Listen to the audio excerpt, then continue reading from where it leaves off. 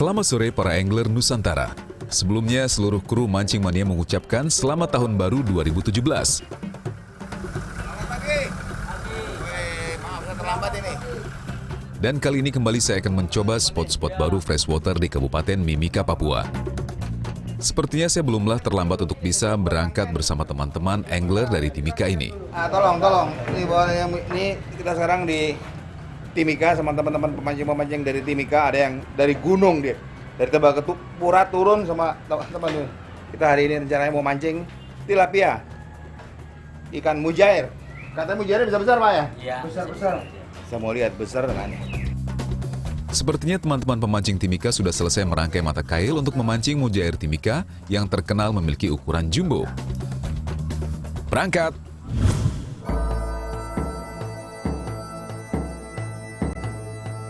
Untuk menuju spot kali ini, kami harus melewati beberapa zona yang dianggap merah oleh aparat keamanan karena pernah terjadi beberapa kali insiden kejahatan.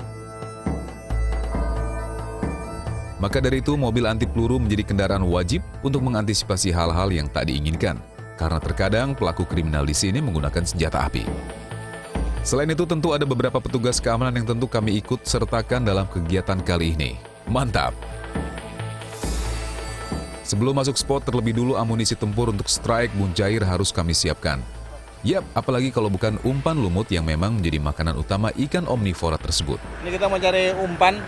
Ini umpan untuk ikan mujair itu lumut. Ini lumutnya banyak sekali. Jadi kita nggak usah beli. Kita cari lumut sendiri. Ini teman-teman lagi cari lumut nih ke bawah. Ini makanannya ikan mujair. Tak sembarang lumut harus berupa lumut segar dan bersih. Itu sebabnya hanya lumut di bagian permukaan lah yang kami ambil. Ternyata pilih-pilih juga ya mujair-mujair di sini.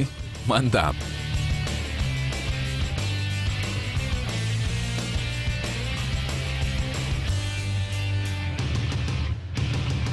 Jadi kita perlu lumut banyak karena pemancingnya banyak nih. Dia lumutnya juga mengambilnya nggak sembarang ngambil. Jadi yang di atas permukaan aja, yang di bawahnya kotoran nggak diambil.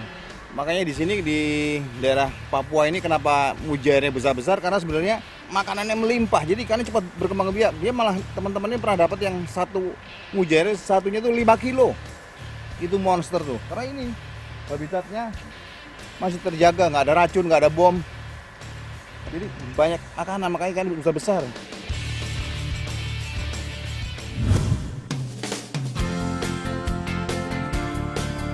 Amunisi sudah lengkap dan perjalanan menuju spot kami lanjutkan dengan jalan kaki. Menurut teman-teman di sini, spot mujair kali ini cukup tersembunyi. Setidaknya perlu waktu lebih dari 1 jam jalan kaki untuk bisa sampai spot. Ini susahnya kita mau mancing ke arah sungai ini, kita jalan di atas lumpur. Tentunya bukan trek yang mudah untuk dilalui. Ya, kami harus melewati beratnya jalur lahan gambut bekas jalan para pencari kayu. Beberapa kali saya pun terjeblos dalam lumpur gambut karena salah pijak. Jalur yang licin membuat saya juga harus bisa menjaga keseimbangan tubuh supaya tidak terpleset dan jatuh. Memang luar biasa jalur masuk sungai tempat mujair dan gurame kali ini. Tapi jika mendengar cerita teman-teman di sini soal ukuran ikan yang jumbo-jumbo, tentu jalur gambut ini bukan halangan yang berarti. Mantap! Ini kita jalan di rawa-rawa nih, kita jalan di. Berhasil landed di tangan dingin Galingging.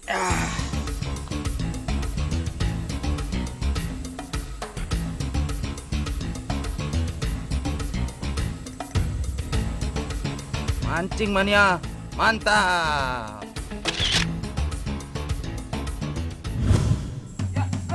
Tak jauh dari lokasi Galingging, Denny juga tengah asik bertarung menundukkan perlawanan ikan. Dan lagi seekor gurame berhasil landed dengan teknik dasaran. Mancing Mania, mantap! Nih, giant gurame nih. Giant gurame. Ini sebenarnya ini ikan natif nih. Memang ikan asli dari Asia Tenggara nih ya. Ini mulai dari India, Thailand.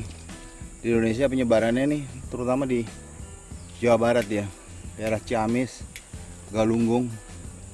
Kalau di Ciamis mereka bilang katanya ini ikan soang karena ini masih kecil. Kalau mamanya dia di jantan nih, kalau mamanya dia besar dia ada punuknya di sini nih. Jadi kayak soang. Ini sebenarnya ikan untuk dikonsumsi, jadi nggak kita rilis. Dia juga termasuk salah satu ikan yang bisa bernapas di udara terbuka karena dia punya labirin dia. Jadi makanya ikan gurame itu kadang-kadang dia suka muncul ke atas, ambil udara, turun lagi, makanya mancingnya kadang-kadang mesti sembunyi-sembunyi karena dia suka timbul ngelihat.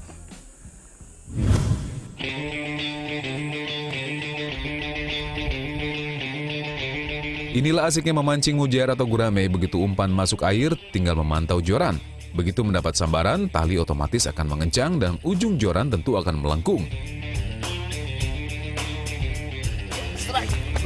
Woi, Kali ini Dewi Keberuntungan juga berpihak ke saya. Fish on, Mas Bro. ini kayaknya lumayan nih size-nya nih. Ya, meski bukan top predator, tapi tarikan ikan terasa cukup kuat di piranti ringan ini.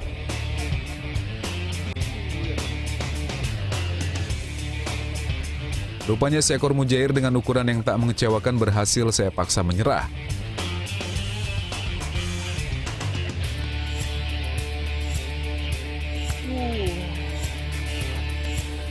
Ini kita cari-cari nih. Ya, Oreochromis mozambicus sebenarnya bukan ikan asli Indonesia. Lebih terkenal dengan nama mujair ikan target kali ini, namanya diambil dari nama penemunya di perairan Blitar tahun 1939 silam. Ini lumayan size-nya. Ini mungkin ada 1,2 ya? Ada. Ya, 1 kilo lebih nih. Secara ukuran mujair di sini memang lebih besar dari ukuran ikan sejenis pada umumnya. Tentu limpahan makanan dan habitat yang jarang terjamah membuat ikan konsumsi satu ini bisa tumbuh maksimal. Oh, 1 kilo. Ini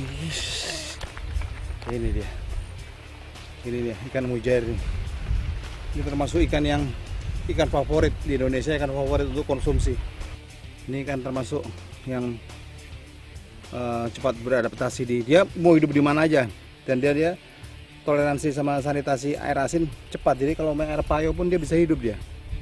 Makannya di sini gemuk karena memang di sini banyak lumut-lumut banyak. Nih, mantap ini. Mancing mania memang mantap.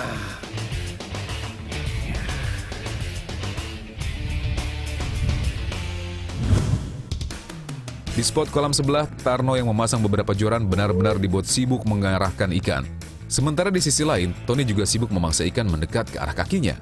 Sedikit berendam tentu membuat Tony lebih leluasa dan cepat dalam mengatasi perlawanan ikan.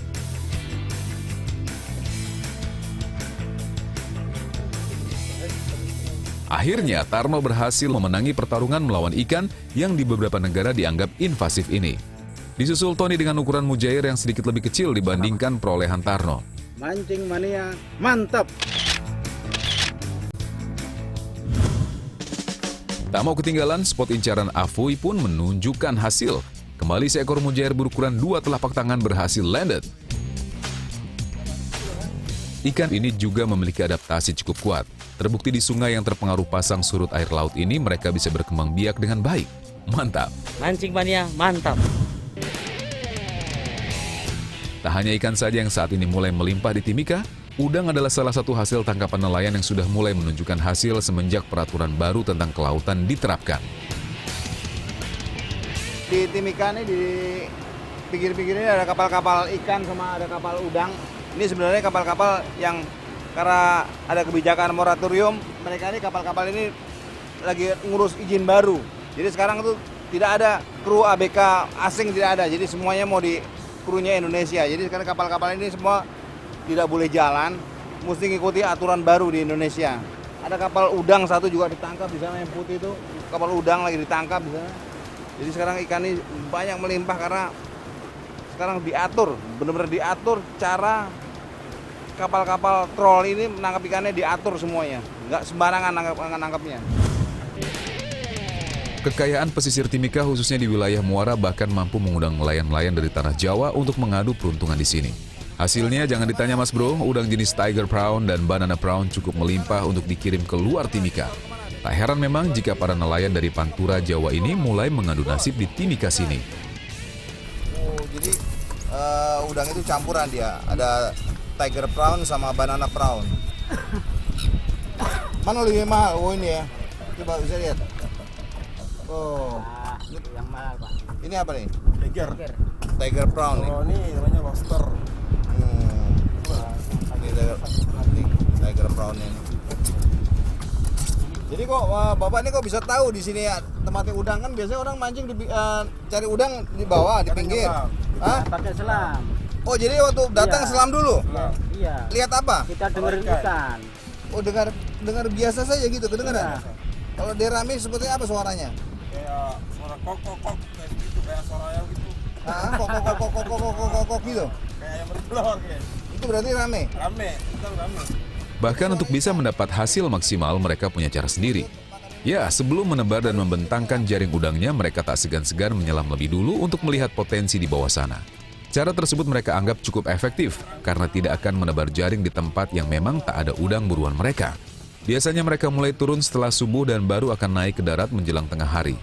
Ikan tawar. Tembakannya bukan, kalau sini namanya ikan tawar. Jadi tekniknya mereka bahwa dia spotnya di sini spotnya bagus apa tidak, dia menyelam dulu. Dia menyelam, dia dengerin suaranya. Kalau ada suara ribut kok, dia bilang katanya kayak suara ayam.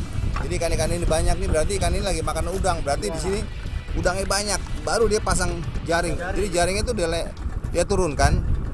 Dia turunkan jaringnya kira-kira 30 meter, terus jaringnya itu dikasih pelampung, jaringnya jalan sendiri, dia awasi.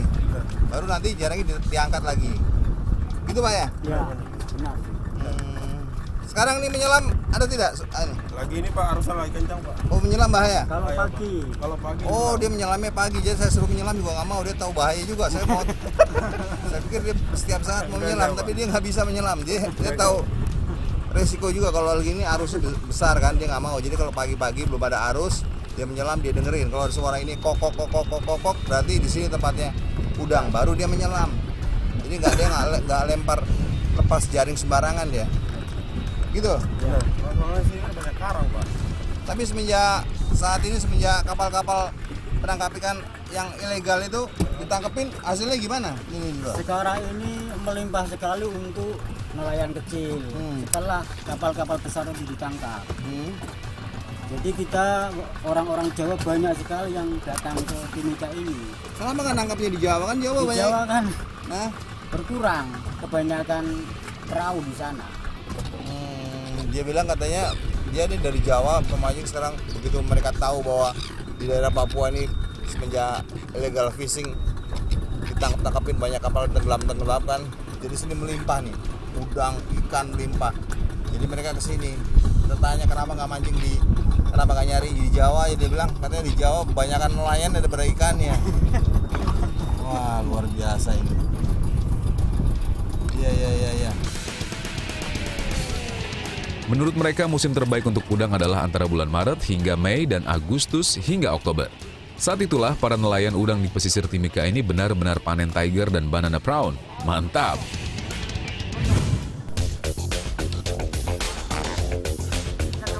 Tak cukup sampai di nelayan saja Mas Bro, saya masih penasaran dengan hasil di tingkat pengepul.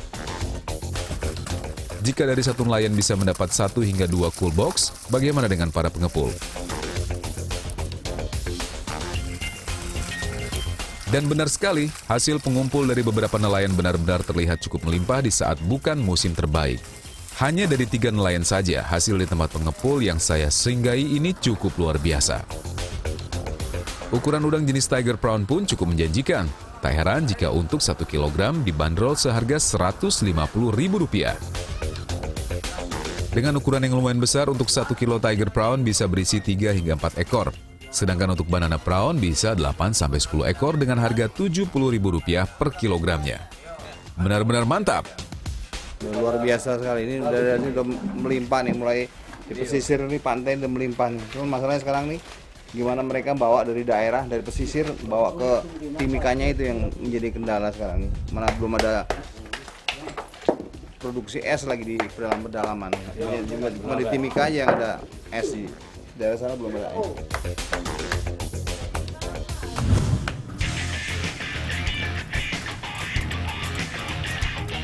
Rasa penasaran saya terhadap potensi pesisir Timika belum berhenti Mas Bro. Kali ini saya ingin mencoba adu tarik melawan para predator freshwater di wilayah Muara. Ya, target kali ini adalah si kakap putih dan kalau beruntung tentu bisa adu tarik juga dengan black bass-nya Timika. Menyusuri pesisir selatan Timika sebenarnya ada banyak spot muara yang cukup potensial, tapi spot Nama Repa adalah tujuan utama kami.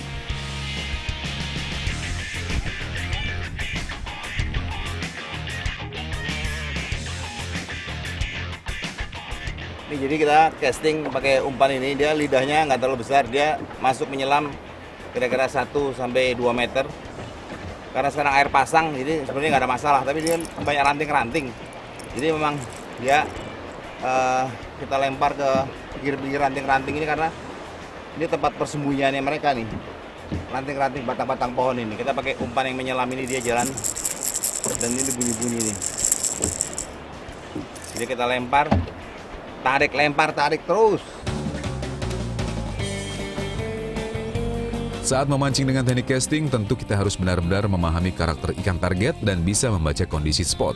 Pemilihan umpan yang tepat tentu akan memperbesar peluang kita untuk strike ikan target. Pada umumnya, ikan-ikan wilayah muara sangat suka dengan umpan-umpan yang bisa berenang di kedalaman air saat ditarik. Gelombang getaran umpan juga sangat berpengaruh, karena salah satu indera berburu ikan predator adalah dengan mencari getaran.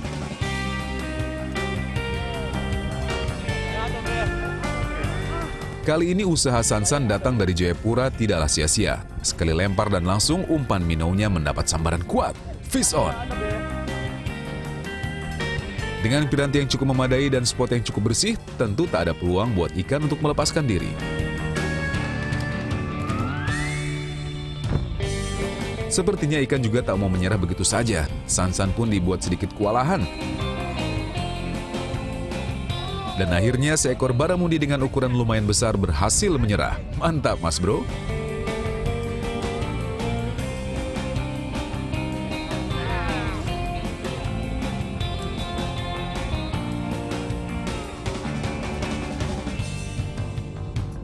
Mancing mania, mantap!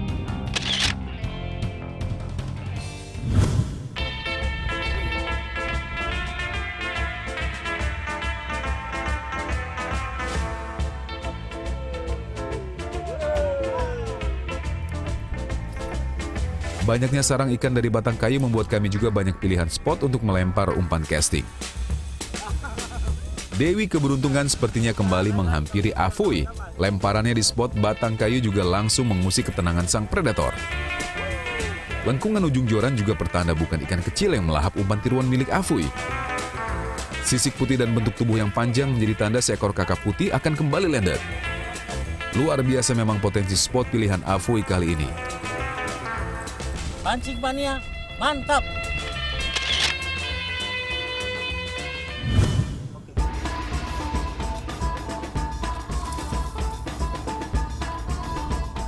Mantap.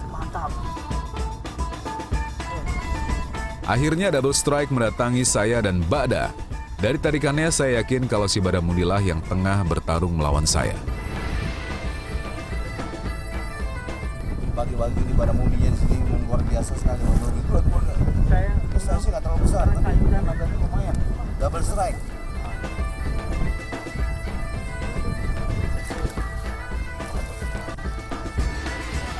Sementara Bada masih bertarung, saya sudah berhasil lebih dulu menaikkan ikan. Meski memiliki gigi yang cukup halus, namun kakap putih atau baramundi tetaplah seekor predator. Baramundi si akap. Ini dia ini bisa sampai umurnya kira-kira sekitar 25-30 tahun. Dia bisa sampai 180 cm, hampir 2 meter.